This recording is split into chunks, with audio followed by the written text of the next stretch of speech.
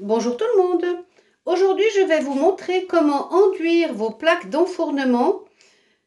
Là, j'ai acheté un four, donc ça va être ma première fois que je vais utiliser ces plaques d'enfournement.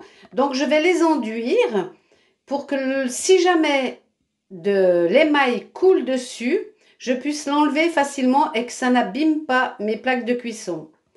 Donc, pour ce faire, il faut acheter une préparation, vous demandez à vos fournisseurs, hein. C'est un enduit pour plaques d'enfournement.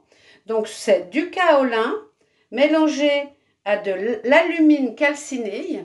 Il y a des pourcentages à respecter, que l'on va ensuite mélanger avec de l'eau jusqu'à ce que l'on ait une consistance à peu près de pâte à crêpes. Et ensuite, nous viendrons au pinceau poser cette matière en 3 couches, superposées dans des sens différents. Donc, par exemple, la première couche, je vais vous montrer, je la passerai de gauche à droite. Quand ce sera sec, je la passerai du bas en haut et ensuite en diagonale. 3 couches qui se superposent, mais dans un sens différent. Donc, maintenant, je vais commencer par préparer mon enduit. Donc, j'ai un seau ici, sur lequel j'ai collé une étiquette qui indique enduit à plaque d'enfournement, kaolin plus alumine calciné. Donc toujours mettre vos étiquettes sur les pots, pas sur les couvercles, hein. Le couvercle, on peut l'interchanger et ce serait une catastrophe. Donc là, toujours sur le pot. Donc j'ai préparé mon étiquette. Je vais commencer par mettre de l'eau au fond. Je vais en mettre petit à petit de l'eau, hein, pour arriver à la consistance pâte à crêpes. Donc j'y vais progressivement, hein. Voilà, j'ai mis un petit peu d'eau ici et je vais commencer à verser mon enduit. Par contre, il faut absolument vous protéger, c'est toxique. Bonjour à vous. Il faut bien vous protéger, hein, avec des masques, les simples masques. Comme ceci, ça ne suffit pas, hein. Il faut un FP2 ou alors voire même encore quelque chose de plus puissant, hein. Il faut vraiment, vraiment vous protéger. Et bien entendu, on va essayer de faire le moins de poussière possible, hein. Alors, comme je vous l'ai expliqué tout à l'heure, je viens d'acheter un four. Donc, la première cuisson que je vais faire avec mon four à vide, j'y mettrai mon set d'enfournement, c'est-à-dire mes plaques plus mes petits plottets pour faire les espaces entre les plaques. Et là, à la première cuisson, je peux également mettre mon kaolin dessus. C'est ce que je vais faire ici. Donc, je vais préparer la mixture, la poser en 3 couches comme je vous ai expliqué tout à l'heure. Et ensuite, je vais laisser 2 jours sécher, plein, 2 jours pleins. Et je les enfournerai normalement dans mon four. Je vous montrerai lorsque j'enfournerai. Et je ferai ma première cuisson de rodage de mon four neuf, de mon kit d'enfournement neuf et de mon kaolin. Mais pour l'instant, je vais le faire.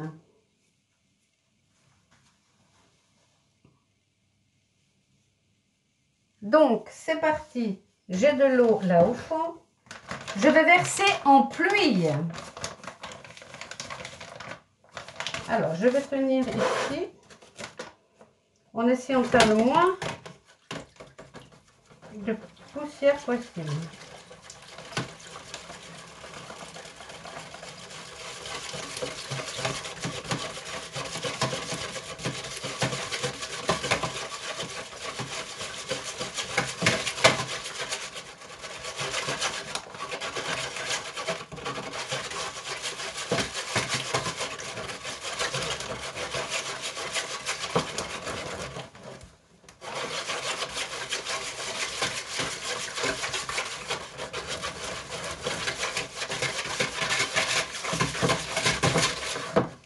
Je vais même ouvrir ma porte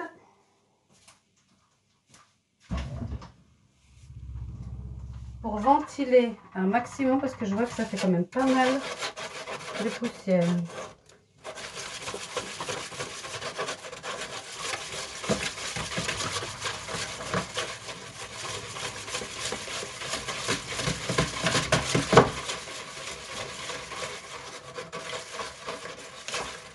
porte s'est refermée. Zut alors!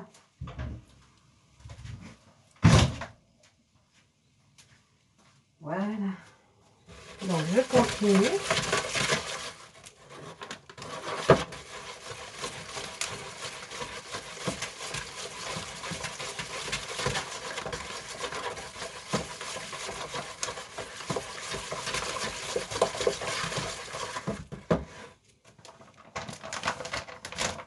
Je vais arrêter un petit peu là.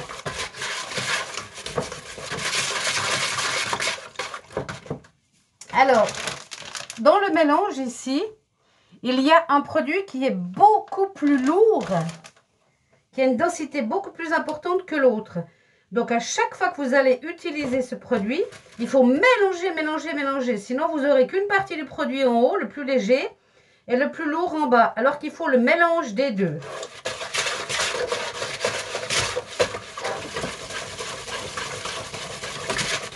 Donc là, je vais remettre de l'eau.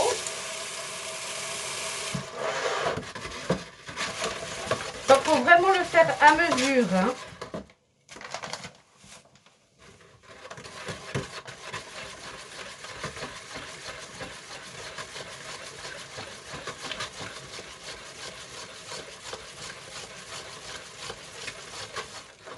À chaque fois que vous arrivez à la consistance pâte à crêpes et qu'il vous en reste, eh bien vous rajoutez un petit peu d'eau.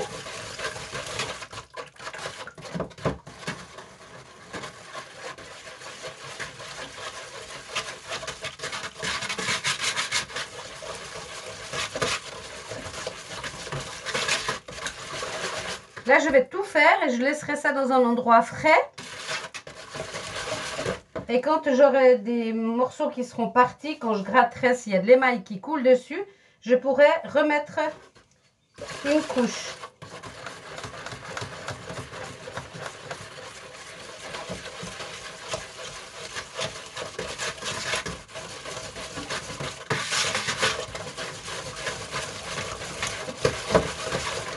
Donc là, j'ai la consistance pâte à crêpes.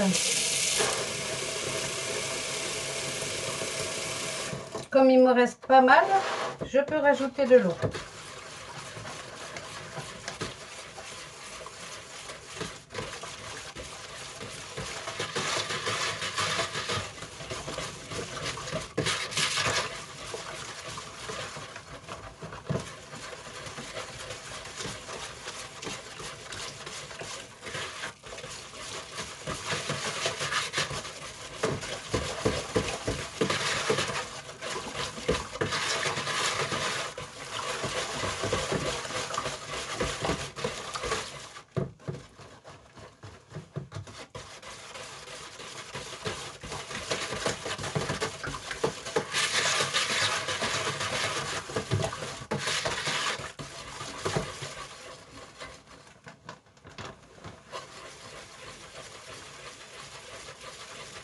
C'est clair que vous n'êtes pas obligé de faire ça, mais il faut vraiment le faire. C'est un petit investissement au début, mais il faut vraiment protéger vos plaques. Hein.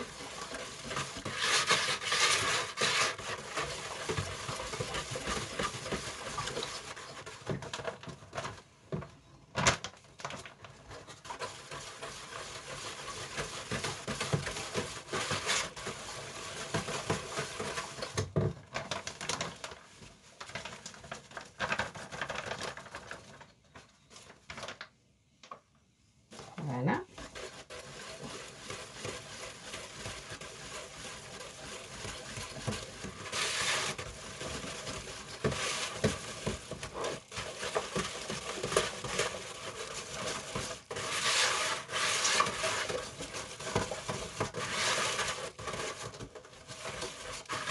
Alors, comme à chaque fois qu'on fait un mélange poudre et eau, il ne faut pas utiliser immédiatement. Hein.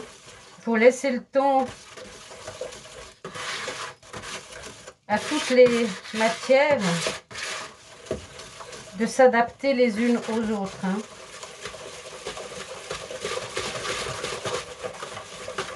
Donc là, je vais remettre un tout petit peu d'eau.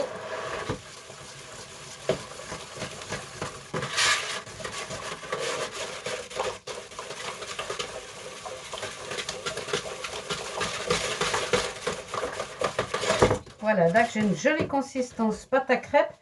Je vais vite nettoyer le four là.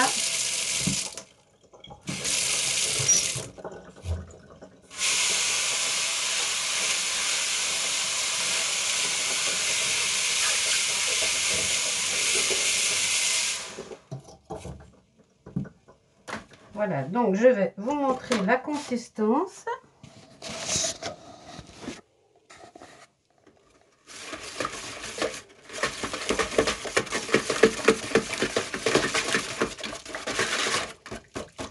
Voilà, consistance pâte à crêpes.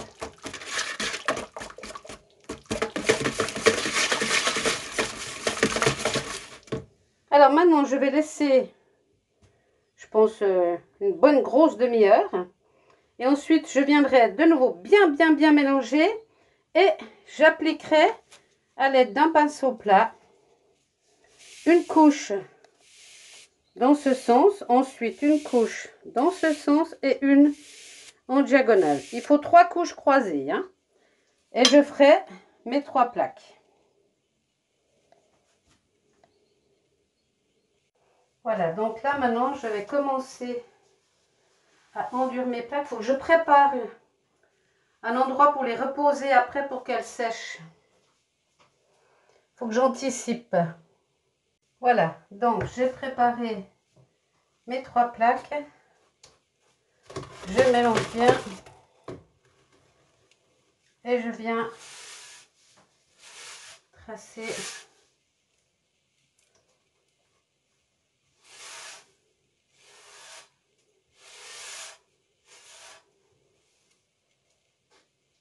donc ça boit, hein.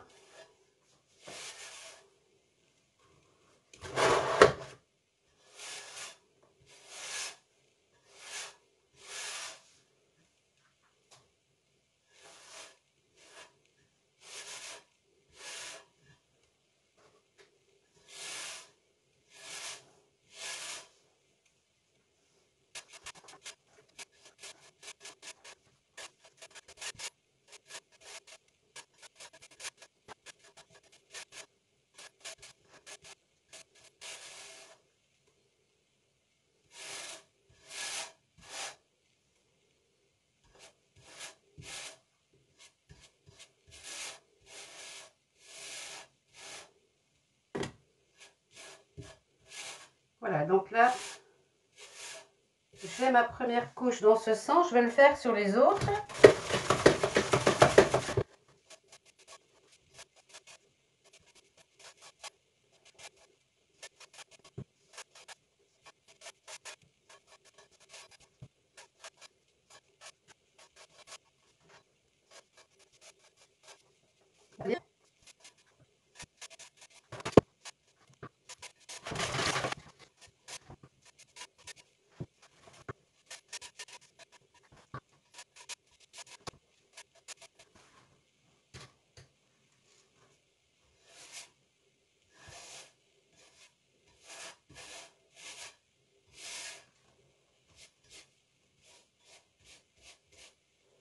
Voilà.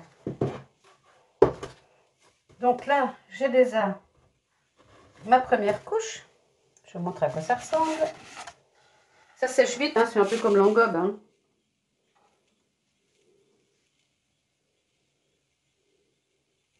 Et maintenant, je vais venir mettre la deuxième couche, mais dans l'autre sens.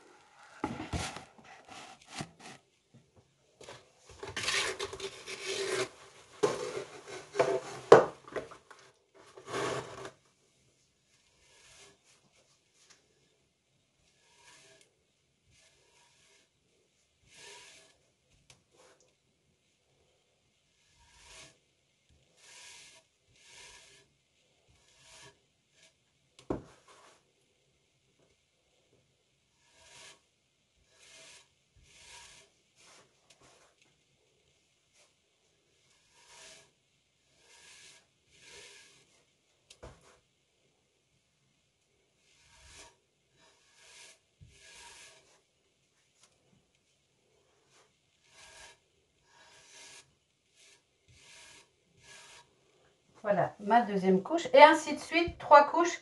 Donc là, je fais de gauche à droite, du haut en bas, et je vais faire en diagonale. Donc, je finis mes plaques comme ça, 3 couches. Hein. Donc, voilà, j'ai passé mes 3 couches croisées. Je referme mon bidon. J'ai bien nettoyé autour, pas que ça s'incruste. J'ai tout bien fermé.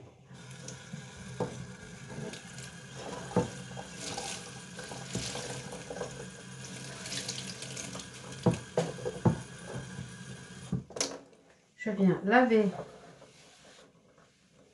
Je le répète souvent, mais l'hygiène, c'est indispensable. Je nettoie ma poignée également. Et ça, je vais aller le ranger au frais, à l'abri. Voilà. Et maintenant, faisons très attention de ne pas mettre de l'eau sur mes plaques. Ah oui, j'ai oublié de vous dire, j'ai frotté le tour là. Hein. S'il y avait des petites coulures, j'ai frotté. Vous voyez, si c'est le cas. Et là, c'est parti pour 2 jours. Donc, nous sommes samedi. Donc, ça fait dimanche, lundi. Je pourrais les mettre dans le four mardi, pas avant. Pour que ce soit bien sec. Et je les mettrai dans mon four pour la première cuisson, c'est-à-dire une cuisson de rodage. Il n'y aura que mon four qui va chauffer et mon kit d'enfournement. C'est tout. Je vais monter jusqu'au... Oh mince, pardon. Si je perds mes yeux. Je vais monter jusqu'à 1050 degrés par 100 degrés à l'heure. Et lorsque je serai arrivée à 100 degrés à l'heure jusqu'à 1050 degrés, j'y resterai pendant 1h30. Mais ça, je vous expliquerai une fois. Je ferai la vidéo en même temps. Je vous montrerai comment je pré-enregistre ma cuisson et mes températures, mon schéma de température. Donc là, pour l'instant, on laisse tout sécher 2 jours. Alors ensuite, quand on l'aura utilisé, si il y a de l'émail qui tombe dessus, on va pouvoir gratter, ça va se décoller. Et on pourra reprendre notre bidon, on va tout bien remélanger et à l'aide d'un pinceau, on viendra remettre où c'est parti. Et bien sûr, quand on remettra dans le four pour la cuisson, on ne posera pas sur la partie qui n'est pas encore cuite. Hein. On fera attention de poser à côté. Voilà comment engober, enduire vos kits d'enfournement en vue de la première fournée avec du kaolin de protection. À bientôt!